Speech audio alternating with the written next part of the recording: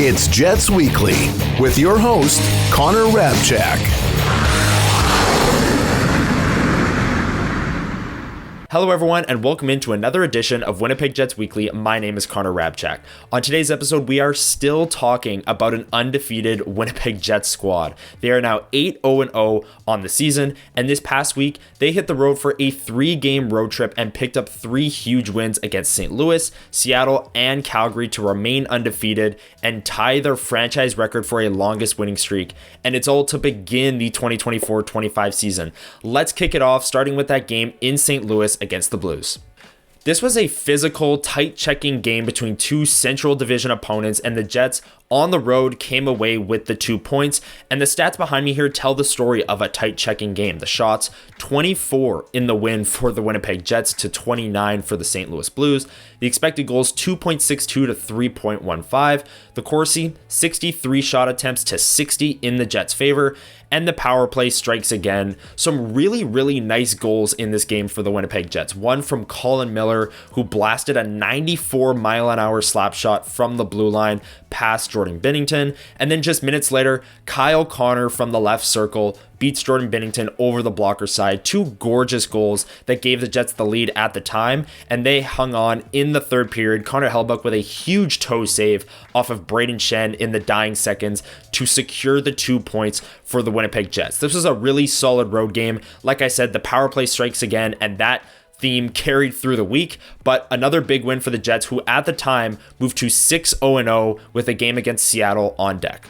Next up on Thursday night, we had a 9 p.m. West Coast game, and of course this one went into overtime, but the Jets came away with the win 4-3. Nikolai Ehlers with the overtime winner, squeaked one past Joey Daccord on the blocker side, just barely crossed the goal line, but the Jets got the win on the delayed penalty in overtime. The stats behind me here tell the story that the Jets played a really solid road game in this one as well. Connor Hrabchak got the start, but the shots 36 to 32 in the Jets' favor.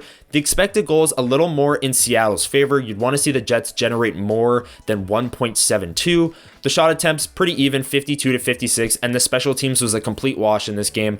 0 for 1 for the Jets and 0 for 2 for the Seattle Kraken. The penalty kill was really great for the Jets in this game, and then an unofficial power play in overtime, but a 4-on-3 on a delayed penalty. Nikolai Ehlers got the goal. Nino Niederreiter added 2 goals in this game as the Lowry line continues their red-hot start to the season. Coming into this game, they were outscoring their opponents 5-0 at 5-on-5, and then Nino Niederreiter added 1 goal at 5-on-5, and the other one came on the power play. So coming out of this game, the Lowry line has outscored their opponents 6-0 at 5-on-5 this season. They gave up their first goal in the Calgary game, which I will talk about in a second here, but that Lowry line has just been so dominant. Some games they're the second line, some games they're the third line. On this road trip, actually, the Nikolai Ehlers of Vladislav Nemeskov and Cole Perfetti trio saw a bump up in ice time, maybe return to that second line deployment that we expected before the season began, but the Lowry line has been playing very well in their own right, outscoring their opponents 6-0 after this Seattle game. Last note on this game, this was the Jets' 3rd overtime win through their first 7 games, and the Jets are becoming a team, and they've been a team over the past couple years that has excelled in overtime, and Scott O'Neill has made a few tweaks as well. Last year, the Jets and Rick Bowness would start Adam Lowry, Mason Appleton, and Josh Morrissey. This year, Nikolai Ehlers is up there with Adam Lowry on that first overtime unit with Josh Morrissey, and then Kyle Connor, Mark Scheifele, and Neil Pionk hop over the boards as the second group, and then of course, they draw the penalty, Neil Pionk gets tripped, and Nikolai Ehlers is right back out there off the bench to score the game-winning goal. A few tweaks in overtime, but the Jets are establishing themselves as a team that excels in 3-on-3 and those 4-on-3 power play situations in overtime like we saw in this game and the Minnesota game where Kyle Connor won that one in overtime as well. That's something to watch for going forward. The Jets dominant in overtime so far this season, and it has resulted in a 7-0-0 record heading into Hockey Night in Canada against the Calgary Flames. Saturday night, Hockey Night in Canada between 2 of the top 5 teams in the NHL. A fantastic game from start to finish. This was super chaotic. A bunch of weird goals in this game.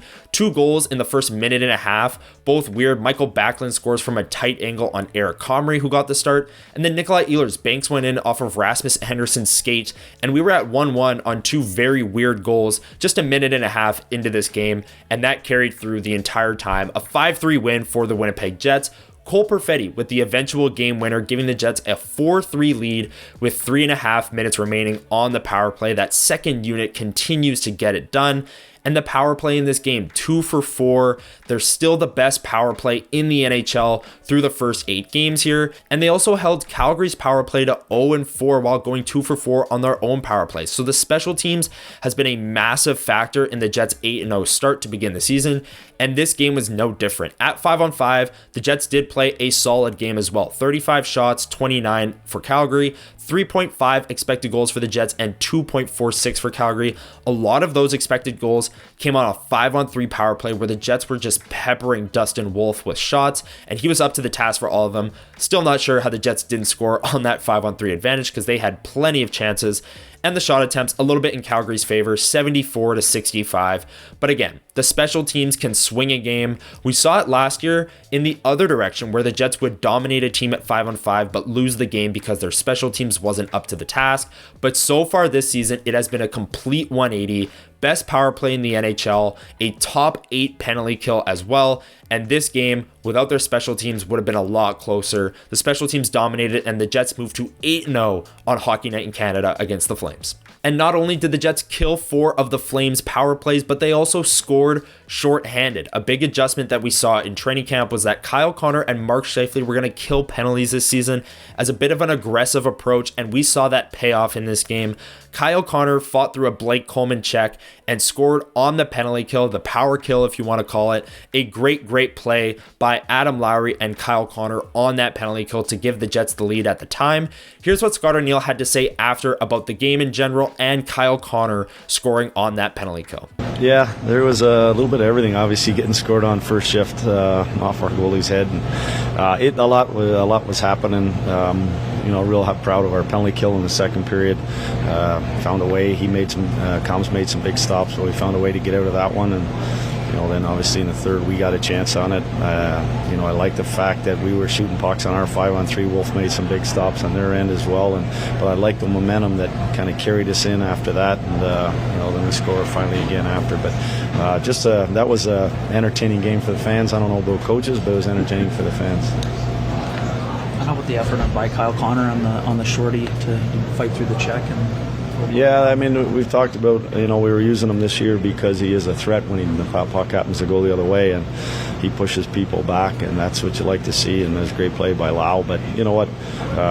It's all little details that happen on specialty teams that'll make a difference, whether it's on a power play, retrieving a puck, or making a play, or it's PK, those second efforts. That's what it's about. Now it's time to hand out some awards, the hardest working Jet of the week and the 3 stars. But before we do that, make sure you've hit the like button on the video, hit the subscribe and the notification bell so you don't miss this exact video every single Monday morning, breaking down what happened in the past week for the Winnipeg Jets and previewing the upcoming schedule and handing out some awards, which we're going to get to right away here. Hit that like button. Let's get into it. The hardest working Jet of the week. The hardest working Jet.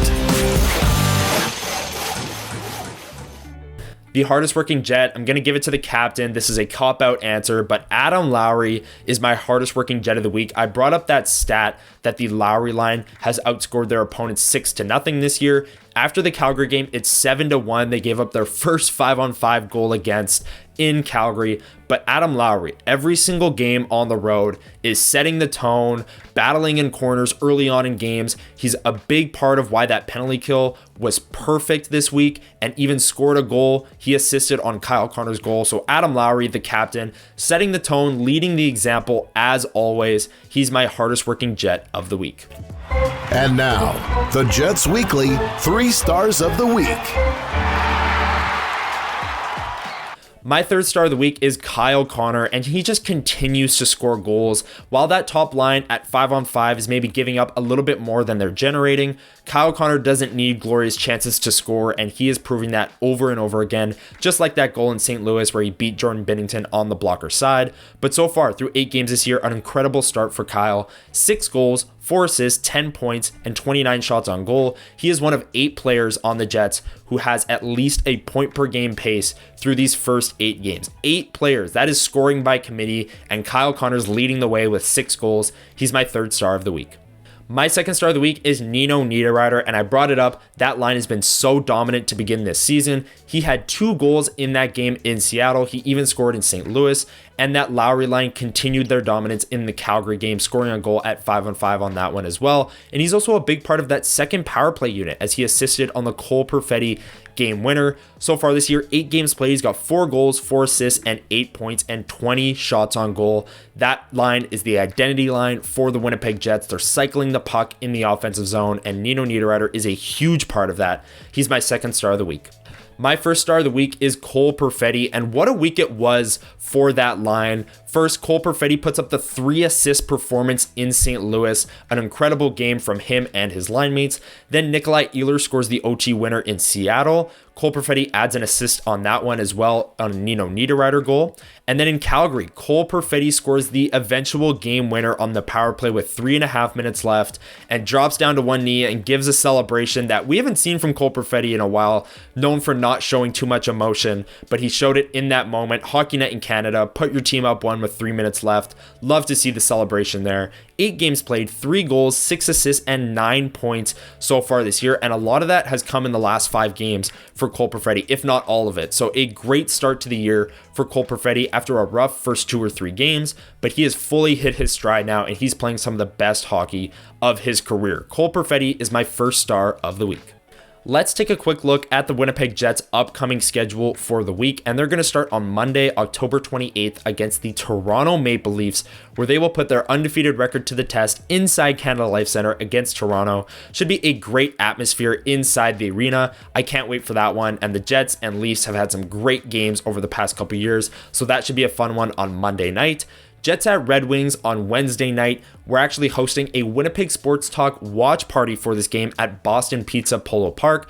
Make sure you call and reserve a table if you want to show up. We'd love to see you there as the Jets take on the Red Wings for their first game of a short 2-game road trip. The second one at Blue Jackets on Friday, November 1st. And then they'll return home for one more game on Sunday, November 3rd, starting a homestand the next week against the Tampa Bay Lightning, who have also had a pretty good start to their season. So a great week of Winnipeg Jets hockey. They'll look to stay undefeated. Maybe next Monday I'll still be talking about an undefeated team, but no doubt some great games on the schedule this week, starting with Toronto on Monday night here in Winnipeg. That's going to do it for this episode of Winnipeg Jets Weekly. Thank you so much for watching all the way to the end of the video. If you enjoyed, make sure you hit the like button down below. Hit the subscribe. We're almost at 12,000 subscribers. And while you're there, hit the notification bell so you don't miss videos like this every single Monday morning. Winnipeg Jets Weekly, breaking down the week that was and previewing the upcoming week for the Winnipeg Jets. And as always, handing out the awards, the hardest working Jet and the 3 stars of the week. Enjoy the games this week, everyone, and I will see you next Monday for the next episode of Winnipeg Jets Weekly. Have a great week, everyone.